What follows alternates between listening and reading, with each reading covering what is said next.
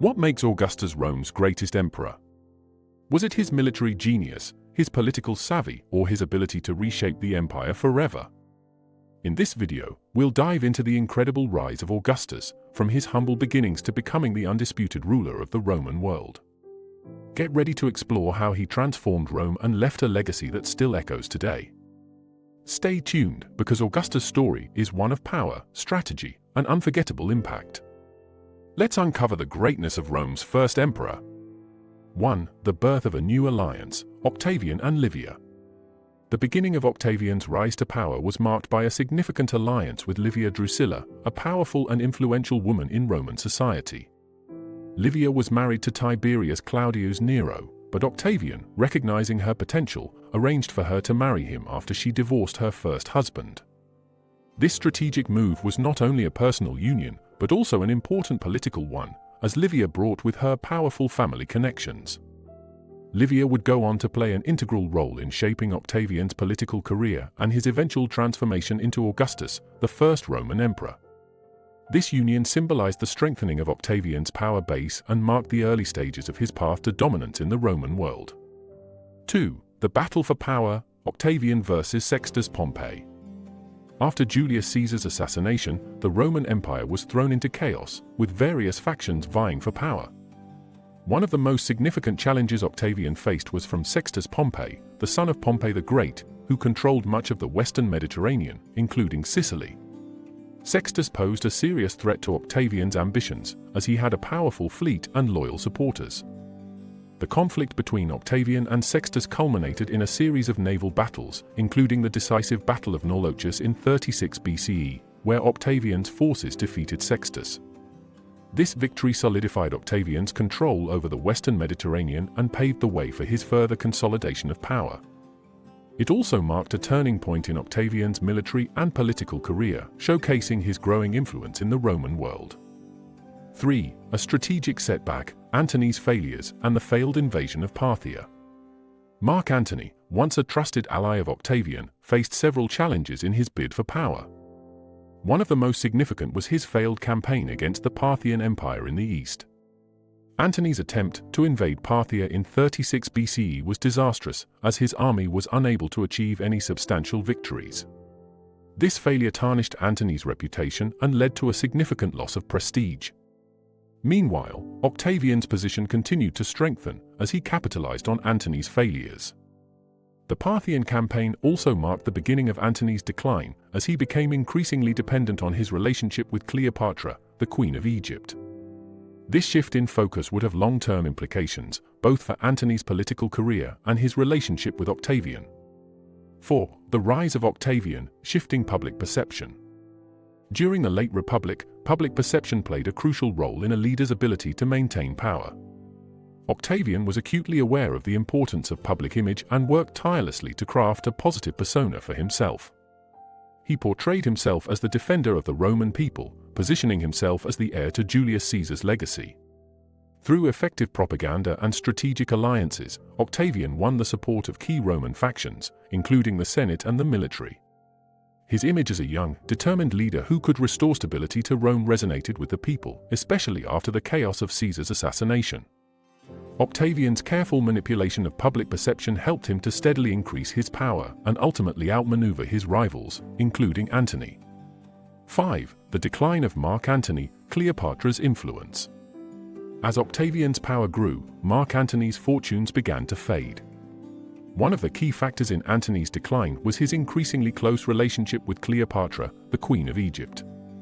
This relationship alienated many of his Roman supporters, who viewed Cleopatra as a foreign influence that threatened Roman values and traditions. Octavian seized on this perception, using it as a tool to undermine Antony's reputation. Through propaganda and public speeches, Octavian painted Antony as a traitor to Rome, claiming that he had been seduced by Cleopatra and was no longer loyal to the Roman people. This narrative was effective in turning public opinion against Antony and in galvanizing Roman sentiment in favor of Octavian. 6. The War of Words, Octavian versus Antony's propaganda battle. One of the most crucial aspects of the conflict between Octavian and Antony was the war of propaganda.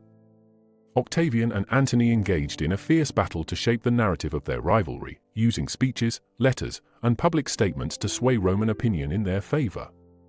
Octavian's propaganda machine was highly effective, and he portrayed himself as the defender of Roman values, while Antony was depicted as a man consumed by his love for Cleopatra and willing to betray Rome. Octavian's speeches, which were carefully crafted and widely disseminated, painted Antony as a puppet of the Egyptian queen. In contrast, Antony's camp sought to portray Octavian as an opportunistic, power-hungry ruler. 7. The Battle of Actium, Antony's final defeat.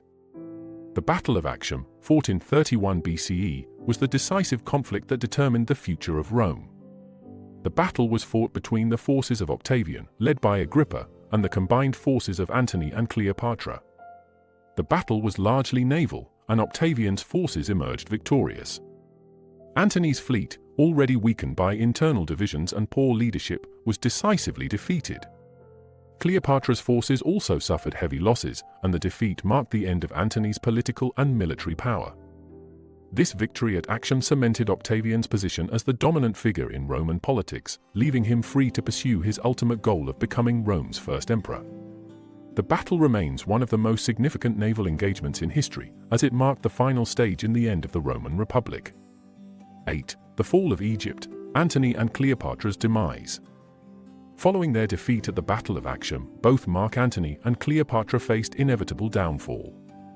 With the Roman forces closing in, Antony and Cleopatra retreated to Egypt, where they ultimately took their own lives in 30 BCE.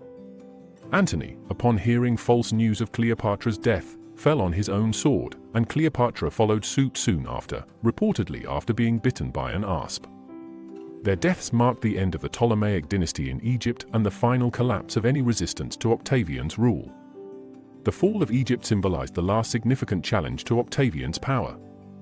The Egyptian queen's death, while tragic, served to solidify Octavian's position as the uncontested ruler of the Mediterranean world, further consolidating his power and laying the groundwork for the rise of the Roman Empire. 9. Octavian's ruthless consolidation of power. After the defeat of Antony and Cleopatra, Octavian moved swiftly to consolidate his power and secure his position as the uncontested ruler of Rome. Octavian was methodical and ruthless in eliminating potential rivals, both within the Senate and the military. He took control of the most powerful positions in the Roman government, carefully maneuvering to establish himself as the ultimate authority. His consolidation of power involved both political and military strategy, ensuring that no faction could challenge his authority.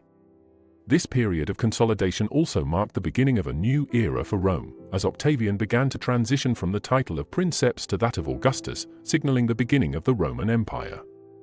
This period of transition saw the end of the Roman Republic and the rise of an autocratic system of government. 10. The transition from Octavian to Augustus, the end of the Republic. The final stage of Octavian's rise to power was marked by his transformation from a republican leader into the first emperor of Rome. In 27 BCE, Octavian officially presented himself as the restorer of the Republic, but in reality, he held supreme power. The Senate, which had once been a source of power, formally granted Octavian the title of Augustus, signaling his position as the undisputed ruler of Rome. This marked the end of the Roman Republic and the beginning of the Roman Empire. Augustus, as he became known, would go on to rule for over 40 years, ushering in a period of relative peace and stability known as the Pax Romana. Augustus' reign truly set the foundation for the Roman Empire's greatness. His legacy continues to inspire leaders and historians alike. If you enjoyed learning about his incredible journey, don't forget to hit the like button and subscribe for more fascinating historical insights. We'd love to hear your thoughts on Augustus. Leave a comment below. Your feedback helps us bring more content that you'll love. Thanks for watching, and we'll see you in the next video.